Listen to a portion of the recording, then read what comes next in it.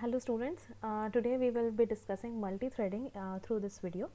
First of all, let me tell you what are threads. The definition of threads must be like these are lightweight processes. Why do we say that these are lightweight processes? Because they share same address space and can be launched into same address space in your virtual memory, right? Since they are using same address space, we do not need to switch our context for inter-process communication, and that is why they are inexpensive. Because while we do context switching, it causes lots of waste of CPU cycles, and in case we are using multi-threading, we do not need to switch our context maximum times, and even if we are switching the context, we are remaining at the same address space. That is why it is inexpensive. So while using the concept of multitasking, if we implement multi-threading, it will be very inexpensive in terms of CPU cycles. That is why it is always advisable to use multi-threading in your programs. This is a concept that you can implement in Java directly, because there are obviously threads classes which has been created, and it has all the functionality that a particular thread must have. So to create a thread in Java, basically there are two methods. One is by extending your thread class, and second is by implementing a runnable interface. Now the question arises, which of these methods is better than other? Both of the methods have pros and cons of their own, right? Basically, if you want your thread to have multiple functionalities, it is advisable to use thread class. If you just want your thread to be a simple one, you can use runnable interface. But in both the cases, you have to override run method. This run method is basically the method which will tell what is the functionality of your thread, or whatever you want to do with your thread must be defined in this run method. In both the cases you have to do this, right? Then there exist some sort of priorities in thread. By default, every thread, if not explicitly specified, every thread is having normal priority. Normal priority is having integer value of 5, and if I explain you further, thread priorities range from 1 to 10, where 1 is the minimum priority and 10 is the maximum priority. These are named constant defined in thread class, so they can be signified by using thread dot maximum underscore priority. Here everything should be in capital letters, maximum underscore priority, and minimum similarly you can also write it minimum underscore priority. Thread maximum underscore priority specifies the value of 10, and minimum priority specifies the value of 1. Now to use these priorities, or to set these priorities, we are having different thread methods that I'll tell you.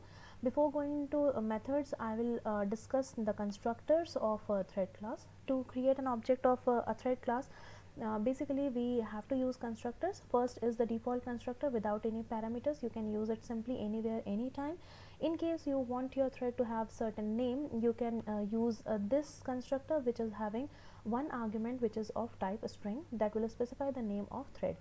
Third instance of this constructor is having two arguments. One is runnable instance t and string name. This runnable instance t can be an object of thread class or a reference of your runnable interface, right? We will be using second and third constructors in our program. Now coming to the thread methods, there are various methods defined in thread classes. One is sleep method. Sleep method causes your thread to suspend for some time. There is notify method, which will resume your thread from blocked state. Then you are having get name method. Get name will tell the name of your thread. Similarly, you also have set name method. Likewise, now set name will have an argument string, which will set a particular name for your thread. Then likewise you can have different methods for setting and getting the priorities. Set priority and get priority. Set priority will obviously take one argument integer of integer type, and likewise you will also have another method, get priority. Get priority will simply tell you what is the priority of that particular thread. In case you do not know what is the priority of your thread, you can use get priority method. By default, every thread is provided with a normal priority number, that is 5, and in case you have to explicitly change this priority, you can use set priority method. These are some basic methods that have been defined in thread class, but these are not only methods that has been defined in this class. There are various other methods as well.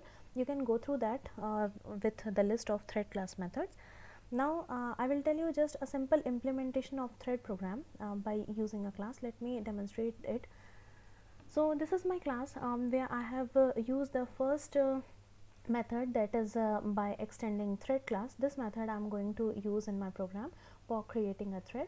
So here I have created a class myThread, and it is extending thread class, right? So for here we have to use different types of instance variable. Say we need two instance variables over here. One is for a runnable instance. Let us take an object of thread class, and second will be the name of our name of our method or name of our thread. So this will be string name. Now what I have to do is if I am creating any class, I have to create a constructor of it. Since the constructor are special methods with no return type, I am just specifying the name of class, and now I'll specify in the argument list.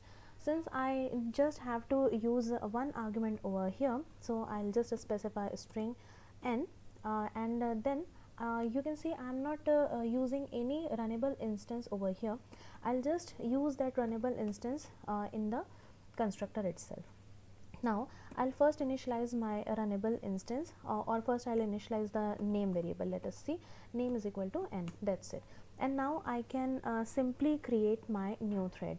To create my runnable instance, I have to use a variable or the object, and to create an object we have to use new keyword. So a new thread with whatever you want to pass in the values.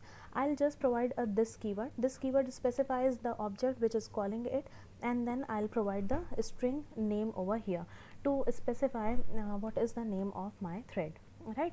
And now here I can just give system.out.println to show my thread has been created in console. So I'll just use thread created.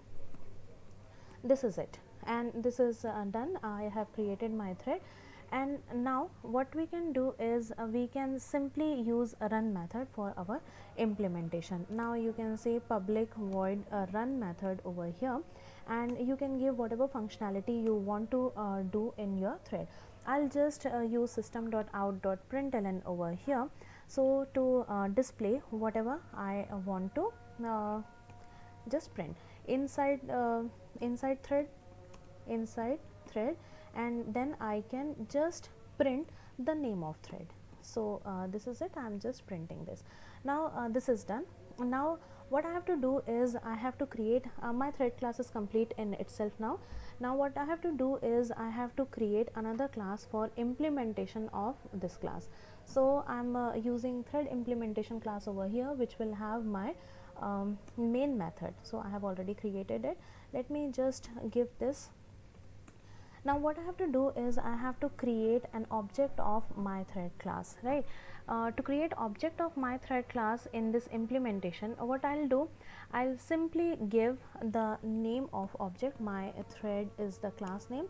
Let the name of thread be t1 is equal to new, and my thread in the constructor you have seen I have provided one string argument, so I'll be giving 1 as the name, and that's it. Now you can see I have not given a start statement till now. So what I'll have to do, I have to start my thread from here. So now we are good to execute our thread from here. I'll just open my command prompt to show you how it works. Let us just navigate to our file folder where we have saved our programs. Now I have to compile this program. This is thread implementation.java. Yes, it is here, and now I'll just compile it. Let us see if it compiles fine. Yes, it is compiling fine. Now I can run this program, thread implementation without any extension. So here it is. Now you can see a thread created and inside thread 1. This one is the name of my thread. Now if in case I create another thread over here, you will see it will not start its execution. I'll just tell you. Let me create another thread. Let it be name 2. I'll just compile my program again and run this again. Now you can see there are 2 threads created, but only one is running. Why is this happening? Because I have used t1.start over here, but I have not explicitly called start method for my thread 2. So this is why it is happening. So what is the better way to do this? Instead of starting one by one all these threads, what I'll do, I'll give my start method in my constructor with the name t.start. Right, I can start my methods from here. Now I do not have to explicitly start my threads from here. So I'll again save this program and run this for you to check if it is working. Now you can see both the threads are created and both the threads are be running. I hope this is clear to you all. So that was all for today. Thank you so much.